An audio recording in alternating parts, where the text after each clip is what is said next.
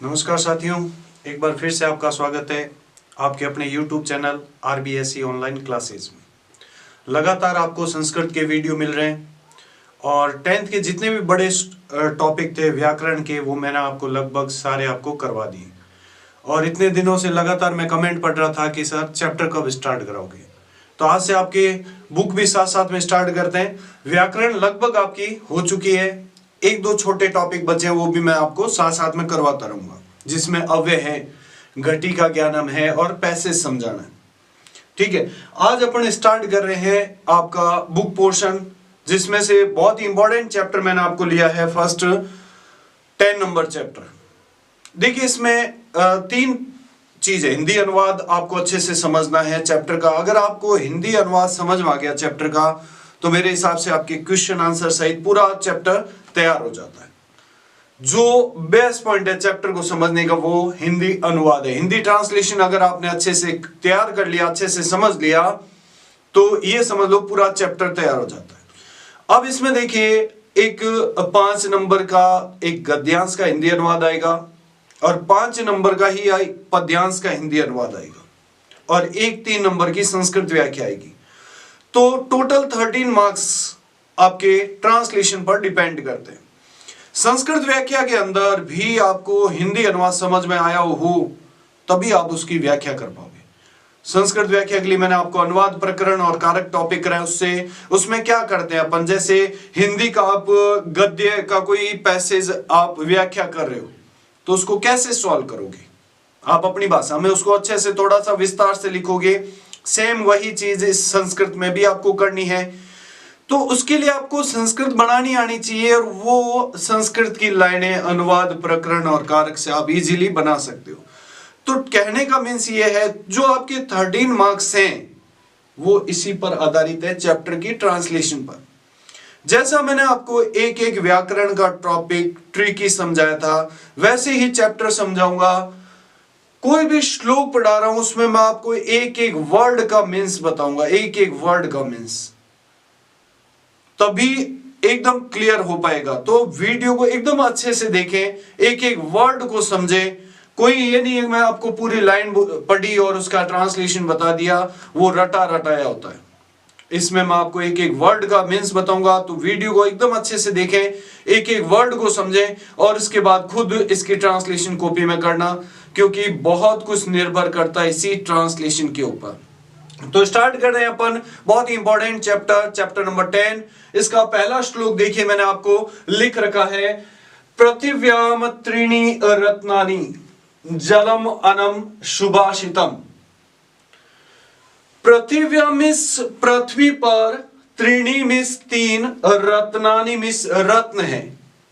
पृथ्वी पर 3 रत्न हैं जो वास्तविक रत्न माने जाते हैं। अब देखिए, एक वर्ड आया जलम मनम, इसका अगर अपन संधि विच्छेद कर दें तो यहां जाइए, देखिए कोई भी बड़ा वर्ड हो उसका आप संधि विच्छेद कर लो, वर्ड एकदम इजीली समझ में आ जाता है। तो अपन इस वर्ड का संधि विच्छेद करते हैं तो ये आएगा जलम प्लस अनम। व्यंजन संधि के अंदर एक पार्ट आता है अनुस्वार संधि, ये उसका है।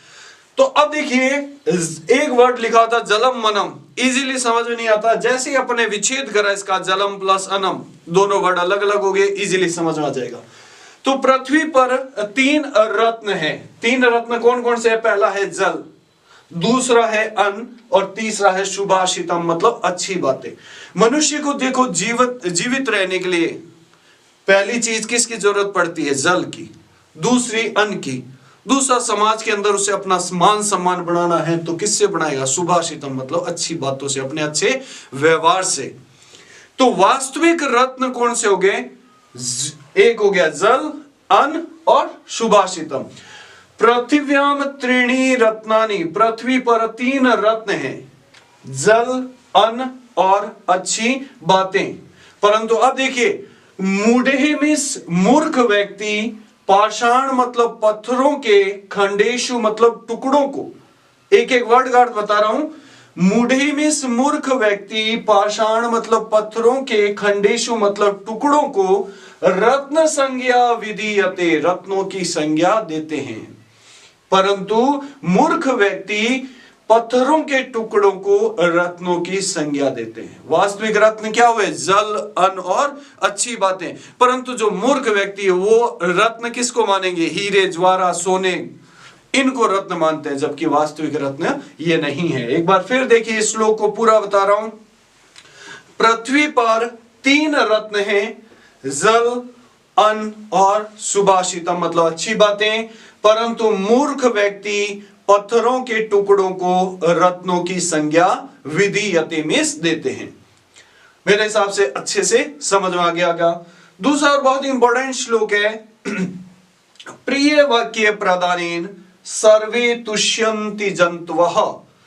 प्रिय वाक्य प्रदानेन मतलब बोलने से, सर्वे मतलब सभी, जंतवः मीन्स मनुष्य, तुष्यन्ति मतलब संतुष्ट होते हैं।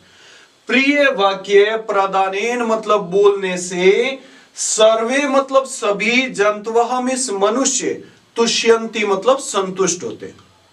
आज अपन किसी से मिल रहे हैं, उससे अच्छे से बात करेंगे तो जो भी अपने से मिलने वाला वो अपने से क्या होगा? संतुष्ट होगा।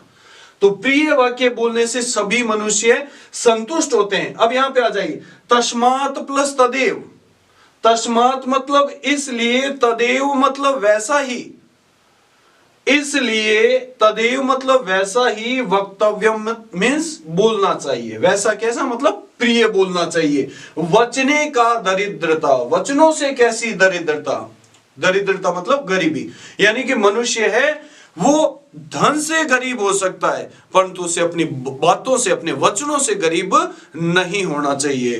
तो तस्मात् मतलब इसलिए, तदेव मतलब वैसा ही, अर्थात प्रिय, वक्तव्य में बोलना चाहिए, वचनों से कैसी दरिद्रता। क्लियर दोनों श्लोक? एक बार फिर बता देता हूं। प्रिय वाक्य प्रदानेन मतलब बोलने से सभी मनुष्य संतुष्ट होते हैं, इसलिए ऐसा ही, वैसा ही, अर्थात प्रिय ही वक्तव्य में बोलना चाहिए, वचनों से कैसी दरिद्रता। दोनों श्लोक क्लियर? तीसरा श्लोक कहता है, गुण ही गौरवम आयाति। गुण गौरव से, अब इस वर्ड का अपन संधि विच्छेद कर दे तो संधि विच्छेद होगा गौरवम प्लस आयाति। ये भी अनुस्वार संधि का ही पार्ट है। गुण गौरव से, आयाति में आते हैं। नोचे, इस वर्ड का संधि विच्छेद करेंगे तो न प्लस उच्चे, अ प्लस उ मिलकर ओ बन गया, गुण संधि है इसके अंदर। न प्लस उच्चे, यानी कि न की उच्चे मतलब ऊंचे, आसनम मतलब आसन पर, स्थिता मतलब बैठने से। गुण गौरव से आते हैं, न कि ऊंचे आसन पर बैठने से। यानी कि मनुष्य गुणी तभी बनता है जब उसके अंदर वास्तव में कोई गौरव यानी मान सम्मान की बात हो। एक व्यक्ति ऊंचे आसन पर, ऊंचे पद पर बैठा हुआ है तो जरूरी नहीं है कि वो व्यक्ति क्या है? गुणी है। सिर्फ ऊंचे पद को प्राप्त कर लेना गुणों को प्राप्त करना नहीं होता। गुण मनुष्य के अंदर खुद आते हैं गौरव से। जैसे एक इसने उदाहरण दिया, देखिए, प्रासाद शिखर स्थो अपि। प्रासाद शिखर, अब देखो इसका संधि विच्छेद कर देते हैं। यहां पर देखिए, स्थः प्लस अपि, उत्व संधि है। प्रासाद मतलब होता है महल के, शिखर मतलब चोटी के ऊपर, स्थः मतलब बैठ जाने से, अपि मतलब भी। महल के शिखर, शिखर मतलब चोटी के ऊपर बैठ जाने से भी, काकुह मतलब कुआ, गरुड़ न आयाते मतलब बाज नहीं बन जाता। जैसे एक कुआ है वो महल के शिखर के ऊपर भी बैठ जाए तो वहां पर बैठने से भी वो कोई बाज नहीं बन जाता, क्योंकि बाज वाले गुण उसमें नहीं आ सकते। देखिए, गुण गौरव से आते हैं, न कि ऊंचे आसन पर स्थिता मिस बैठने से। जैसे प्रासाद मिस महल के शिखर पर बैठ जाने से भी कुआ है वो बाज नहीं बन जाता। क्लियर? तीनों श्लोक बहुत ही इंपॉर्टेंट श्लोक समझा रहा हूं। चौथा और बहुत इंपॉर्टेंट श्लोक जिसमें योग्य और अयोग्य व्यक्ति की पहचान कैसे की जाती है वो इसके अंदर आपको लिखना है। देखिए 5 नंबर का इसमें पैसेज आएगा जिसमें से 1.5 मार्क्स आपको मिलेंगे प्रश्न लिखने के, ठीक है, और 3.5 मार्क्स मिलेंगे इसमें आपको अनुवाद के। तो प्रश्न कैसे लिखना वो मैं आपको बता रहा हूं। पहली चीज ये, वो आपको सबको ही पता है क्योंकि आप 6 से ये प्रश्न लिखते आ रहे हो कि उपयुक्त पद्यांश हमारी पाठ्य पुस्तक स्पंदना के अध्याय 10 से लिया गया। अब मेनली जो प्रश्न में लिखनी होती है कि उस श्लोक के अंदर किस विषय पर बात की गई, वो चीज आपको लिखना, वो चीज उसमें लिखना बहुत जरूरी होता है। तो जैसे अभी अपन इस चौथे श्लोक की बात करें तो इसमें आप लिखोगे कि श्लोक में योग्य और अयोग्य व्यक्तियों की पहचान या योग्य और अयोग्य व्यक्तियों के बारे में बताया गया है। अब देखिए पहला वर्ड है पात्रा पात्र, इसका संधि विच्छेद करेंगे तो पात्र प्लस अपात्र, पात्र प्लस अपात्र। पात्र मतलब होता है योग्य व्यक्ति और अपात्र मतलब अयोग्य व्यक्ति। योग्य और अयोग्य व्यक्ति का विवेक, इसका भी संधि विच्छेद कर दें तो विवेकः प्लस अस्ति, विवेकः प्लस अस्ति, ये उत्व संधि का पार्ट है जो कि अपन ने अभी विसर्ग संधि के अंदर पढ़ा था। योग्य और पात्र मतलब योग्य और अपात्र मतलब अयोग्य व्यक्ति का विवेक मतलब समझ। धेनु पनग इव, धेनु मतलब गाय और पनग मतलब होता है सांप की, इव मतलब की तरह होता है। देखो धेनु और पनग इसमें दो शब्द है। धेनु मतलब गाय और पनग मतलब सांप, इव मतलब की तरह होता है।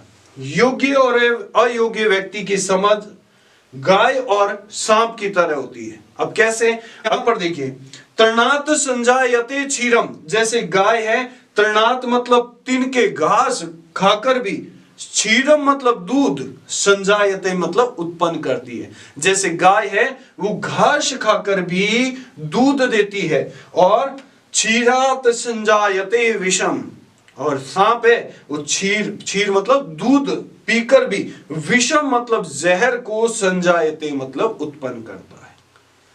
योग्य और अयोग्य व्यक्ति का विवेक किस तरह होता है, गाय और सांप की तरह होता है। जैसे गाय है वो घास खाकर भी, तृणात मतलब घास खाकर भी, क्षीरम मतलब दूध उत्पन्न करती है, दूध देती है, और सांप है वो दूध पीकर भी, क्षीरम मतलब दूध पीकर भी, विषम मतलब जहर को उत्पन्न करता है। तो ये 4 श्लोक आपके हो गए, मेरे हिसाब से इसमें आपके कोई दिक्कत नहीं होगी। अब देखिए 4 श्लोक हो गए, 5वां श्लोक, 4 श्लोक मेरे हिसाब से अब आपको कोई दिक्कत नहीं आएगी। 5वां श्लोक, यथा में जिस प्रकार खनित्रेण मतलब कुदाली से, खनन मतलब भूमि को खोदता हुआ, जिस प्रकार खनित्रेण, खनित्रेण मतलब कुदाली से, खनन मतलब खोदता हुआ, भूमि को खोदता हुआ, नरौमिस मनुष्य वार्याधिगस्ति। अब इसका संधि विच्छेद करते हैं तो संधि विच्छेद होगा वारी प्लस अधिगस्ति, वारी प्लस अधिगस्ति, यण संधि का उदाहरण है ये। वारी में से जल को अधिगस्ति मतलब प्राप्त कर लेता। अब देखो एक वर्ड था वार्याधिगस्ति, जल्दी से समझ में नहीं आता, जैसे ही संधि विच्छेद करा वारी प्लस अधिगस्ति, वारी मतलब जल को, अधिगस्ति मतलब प्राप्त कर लेता है। जिस प्रकार, यथा में जिस प्रकार खनित्रेण मतलब कुदाली से भूमि को खोदता हुआ, नरोमिस मनुष्य वारी में से जल को अधिगस्ति मतलब प्राप्त कर लेता है। अब देखिए मूल शब्द है खनित्र, इसके ऊपर एक ही मात्रा और न लगा हुआ, यानी कि तृतीय विभक्ति है। तृतीय विभक्ति क्यों लगा, देखो भूमि को खोदने का सहायक साधन है खनित्र, कुदाली, और सहायक साधन कहलाता है करण कारक, और करण कारक में लगती है तृतीय विभक्ति। ये मैंने आपको कारक के समय समझाया था। जिस प्रकार कुदाली से भूमि को खोदता हुआ मनुष्य जल को प्राप्त कर लेता है, तथा मतलब वैसे ही शुश्रूषु, इसका मतलब होता है विद्या प्राप्त करने का इच्छुक। शुश्रूषु मतलब होता है विद्या प्राप्त करने का इच्छुक व्यक्ति, गुरुगता मतलब गुरु में स्थित विद्या को, अधिगस्ति मतलब प्राप्त कर लेता है। उसी प्रकार विद्या प्राप्त करने का इच्छुक व्यक्ति गुरु में स्थित विद्या को प्राप्त कर लेता है।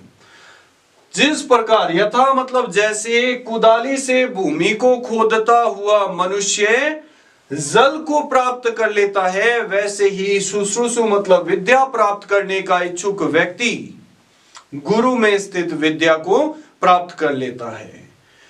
अब देखिए इसका वर्ड का संधि विच्छेद करेंगे तो ये वर्ड का संधि विच्छेद आएगा अजर प्लस अमर।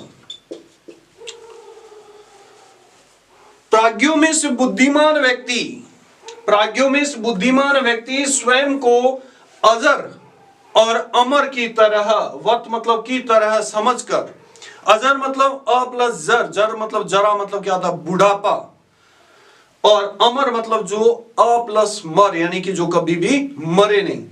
बुद्धिमान व्यक्ति स्वयं को अजर और अमर की तरह मानकर विद्याम अर्थम, इसका संधि विच्छेद होगा विद्याम प्लस अर्थम। विद्याम मतलब विद्या और अर्थ मतलब धन के बारे में चिंतित मतलब सोचता है। बुद्धिमान मनुष्य स्वयं को अजर और अमर की तरह मानकर विद्या और धन के बारे में सोचता है।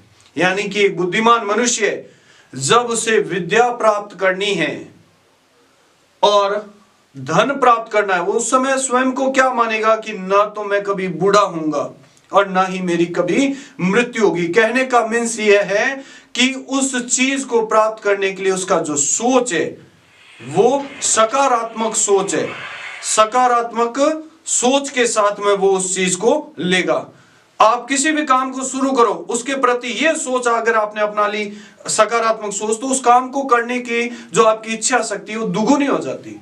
आज अगर अपन पेपर दे रहे हैं, जैसे अभी पेपर देते समय अपन ने सोच लिया चलो ठीक है, पास हो गए तो ठीक है, जितनी परसेंटेज बढ़े उतनी ठीक है, और ये आपने ये सोच लिया कि नहीं मेरे तो 95 प्लस परसेंटेज बढ़नी चाहिए, तो आपकी उस के प्रति सकारात्मक सोच होगी तो आपकी जो इच्छा शक्ति है पढ़ने की वो क्या हो जाती है, दुगुनी हो जाती है। तो बुद्धिमान मनुष्य धन और विद्या के बारे में स्वयं को कैसे मानेगा, अजर और अमर की तरह मानकर चिंतित मतलब सोचता है। परंतु देखो एक चीज और है, ग्रहित एव केशेषु मृत्यु ना, परंतु मृत्यु है वो केशेषु मतलब बालों को, ग्रहित मतलब पकड़े हुए है, परंतु मृत्यु है वो कैसी है, बालों को पकड़े हुए है, अर्थात बहुत नजदीक है, ये मानकर धर्मम आचरित मतलब धर्म का भी पालन करता है। सकारात्मक सोच ली धन और विद्या प्राप्त करते समय कि मैं अजर और अमर हूं, इस सोच के साथ में वो धन और विद्या को प्राप्त करता है, परंतु उसके साथ में एक सकारात्मक सोच ये भी रहती है कि मेरी मृत्यु है वो भी बहुत नजदीक है, तो इस डर से वो क्या करता है, धर्म का भी पालन करता है। क्लियर? एक बार फिर बता देता हूं, बुद्धिमान मनुष्य स्वयं को अजर और अमर की तरह मानकर विद्या और धन के बारे में चिंतित मतलब सोचता है, और मृत्यु है वो केशेषु मतलब बालों को, ग्रहित मतलब पकड़े हुए है, अर्थात बहुत नजदीक है, यह सोचकर धर्मम आचरित मतलब धर्म का भी पालन करता है। नेक्स्ट 7वां श्लोक देखिए, धन धान्य प्रयोगेषु विद्यायाः संग्रहेषु च। मनुष्य को धन, धान्य मतलब अनाज का प्रयोग करने में, धन और अनाज, धान्य मतलब धन, अनाज का प्रयोग करने में, विद्या को संग्रह करने में, विद्या को इकट्ठा करने में, आहार मतलब भोजन, और व्यवहार में जो लज्जा मतलब शर्म को, लज्जा को त्यक्तः मतलब त्याग देता है, सुखी भवेत् वही मनुष्य सुखी रहता है। मनुष्य के सुखी रहने के गुणों के बारे में कि कौन सा मनुष्य सुखी रह सकता है, किन किन चीजों में, जो शर्म को, लज्जा को त्याग देता है। धन कमाने में, धन कमाते समय वो ये नहीं सोचेगा कि ये काम छोटा है बड़ा है, उससे मतलब है पैसा कमाना है और अपना जीवन चलाना है। धान्य मतलब अनाज, ये नहीं खाना वो नहीं खाना, इन चीजों में, और विद्या को इकट्ठा करने में, यार ये तो छोटी स्कूल है इसमें मैं नहीं पढ़ूंगा, मुझे बड़ी स्कूल में पढ़ना है, आप कहीं भी पढ़ो, आप विद्या आपके पास होनी चाहिए, अच्छी पढ़ाई होनी चाहिए। तो इसमें विद्या इकट्ठा करने में, भोजन में और व्यवहार के अंदर जो क्या कर देता है, शर्म को, लज्जा को त्याग देता है, वही मनुष्य सुखी रहता है। धन और धान्य के प्रयोग में, विद्या को संग्रह करने में, आहार और व्यवहार में जो लज्जा को त्यागता मतलब त्याग देता है, वही मनुष्य सुखी रहता है।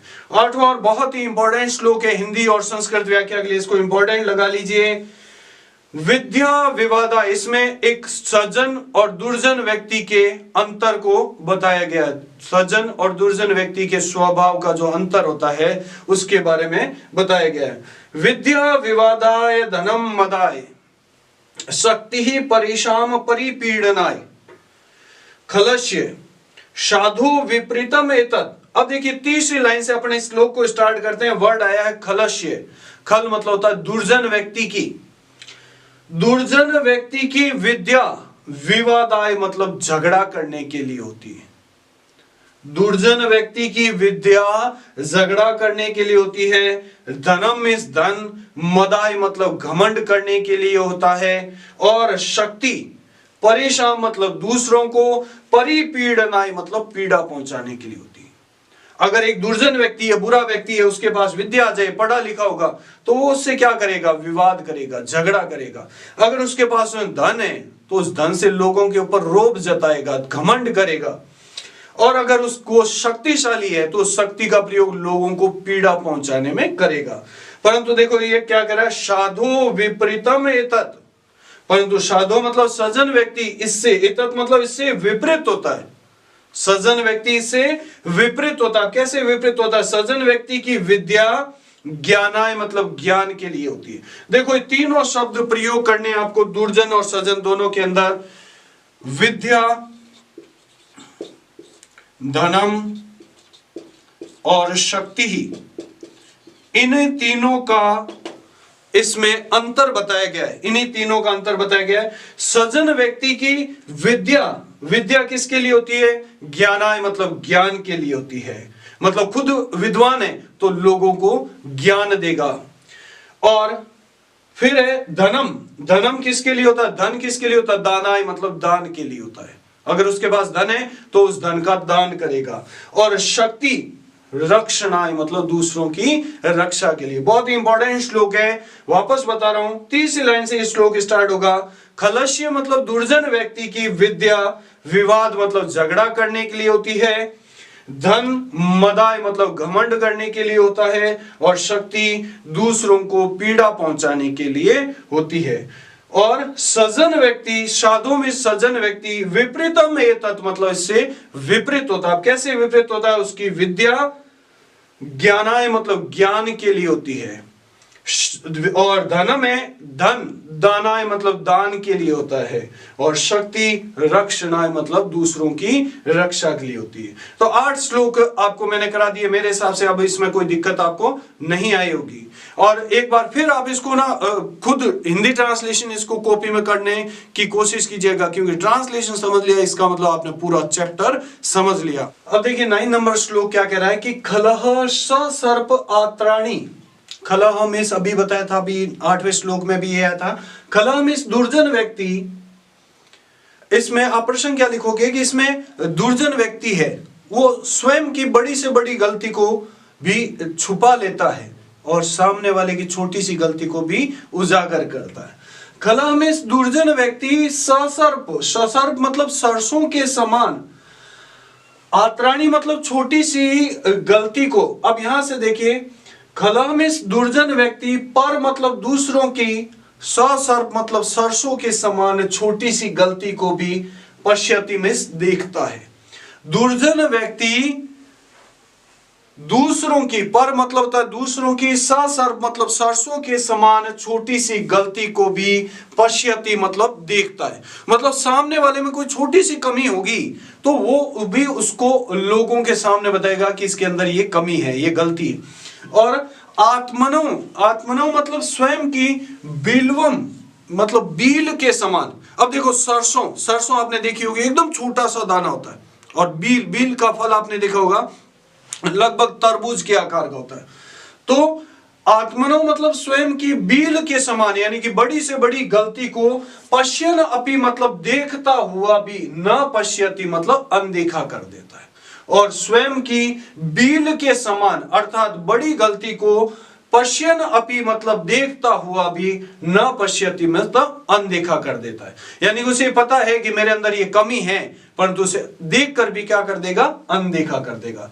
वापस बता रहा हूं, दुर्जन व्यक्ति पर मतलब दूसरों की सरसों के समान अर्थात छोटी सी गलती को भी पश्यति मतलब देखता है, अर्थात लोगों के सामने उजागर करता है, और स्वयं की बील के समान अर्थात बड़ी गलती को भी पश्यन अपि मतलब देखता हुआ भी, न पश्यति मतलब अनदेखा कर देता है। अब देखिए इस वर्ड का संधि विच्छेद करेंगे तो शोक प्लस अराती, शोक प्लस अराती ही। अब देखिए इसका प्रसंग ये कहता है कि इसमें एक अच्छे मित्र की परिभाषा बताई गई है। अच्छा मित्र शोक मतलब दुखों और अराती मतलब शत्रुओं से, अब देखो अ प्लस अ मिलकर आ बना दीर्घ संधि होगी। अच्छा मित्र शोक मतलब दुख और अराती मतलब शत्रुओं से परित्राण मतलब रक्षा करता है। एक अच्छा मित्र अपने मित्र के दुखों से और शत्रुओं से परित्राण मतलब रक्षा करता है। और प्रीति विषम भाजनम, प्रीति मतलब प्रेम को उत्पन्न करता है, दुखों और शत्रुओं से उसकी परित्राण मतलब रक्षा करता है और प्रेम को उत्पन्न करता है। ये कह रहा है मित्र इति अक्षर द्वयम, इस द्वयम मतलब दो अक्षरों के मित्र शब्द की, मित्र शब्द रूपी रत्न की, केन मतलब किसने, सृष्टम मतलब रचना की। इस दो अक्षरों के मित्र शब्द रूपी रत्न की, केन मतलब किसने, सृष्टम मतलब रचना की है। कैसा मित्र, जो अपने मित्र की शोक मतलब दुखों और अराती मतलब शत्रुओं से रक्षा करता है और प्रेम को उत्पन्न करता है। ऐसे दो अक्षरों के इस मित्र शब्द रूपी रत्न की, केन मतलब किसने, सृष्टम मतलब रचना की है। परंतु अब देखिए सारे मित्र एक जैसे तो होते नहीं है, कुछ अच्छे होते हैं और कुछ बुरे होते हैं। तो नेक्स्ट जो अपना 11वां श्लोक है वो ये कहता है, इसमें एक ऐसे मित्र जो सामने मीठा बोलते हैं और पीठ पीछे वार करते हैं, ऐसे मित्रों को कवि ने कहा ऐसे मित्रों से हमेशा दूर रहना चाहिए। परोक्ष कार्य हंतारम, परोक्ष में पीठ पीछे कार्य को, हंतारम मतलब बिगाड़ने वाला, पीठ पीछे कार्य को बिगाड़ने वाला, और प्रत्यक्ष मतलब सामने, प्रिय वादिनो मतलब बोलने वाला, सामने मीठा बोलने वाला और पीठ पीछे काम को बिगाड़ने वाले मित्र को तादृशम मतलब वैसे ही वर्जियत मतलब छोड़ देना चाहिए। कैसे मित्र को, जो पीठ पीछे तो काम को बिगाड़ेगा और सामने मीठा बोलेगा, ऐसे मित्र को वैसे ही वर्जियत मतलब छोड़ देना चाहिए जैसे उस विष के जहर के कुंभ मतलब घड़े को, जिसके मुखम मतलब मुख पर पय मतलब दूध लगा। जैसे उस जहर के घड़े को छोड़ देते जिसके अंदर जहर भरा हुआ है और मुख पर खाली क्या लगा हुआ है, दूध लगा हुआ है।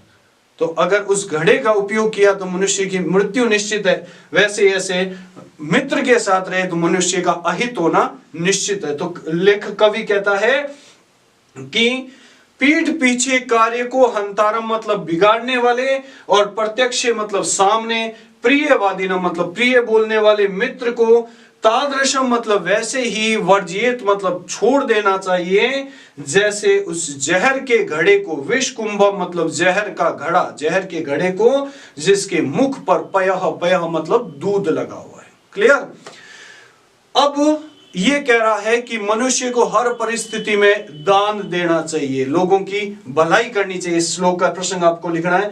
अनुकूले विधौ देयम, विधौ मतलब होता है भाग्य के अनुकूल होने पर, देयम मतलब दान देना चाहिए। अगर मनुष्य का भाग्य उसके अनुकूल है तो उसको देयम मतलब दान देना चाहिए, क्योंकि यतः पूरिता हरि, क्योंकि हमें देने वाला कौन है, हरि मीन्स भगवान है। अगर मनुष्य का भाग्य उसके अनुकूल है, उसके पक्ष में, उसके फेवर में, तो उसको दान देना चाहिए। अगर उसके पास पैसा है तो उसको उस पैसे का दान भी करना चाहिए। फिर ये कह रहा प्रतिकूले विधौ देयम, और विधौ मतलब भाग्य के प्रतिकूल होने पर भी देयम मतलब दान देना चाहिए, क्योंकि यतः सर्वम हरिष्यति, क्योंकि सब कुछ हरण करने वाला भी हरि मतलब भगवान है, सब कुछ देने वाला भी भगवान है और सब कुछ हरण करने वाला भी भगवान है। तो मनुष्य का चाहे भाग्य अनुकूल हो चाहे प्रतिकूल हो, उसको हर परिस्थिति में दान देना चाहिए। पूरी उम्मीद करता हूं कि लगातार जितने भी आपको श्लोक पढ़ाए वो सारे अच्छे से आपको समझ में आ रहे होंगे। तो देखिए लगभग आपके 12 श्लोक हो गए।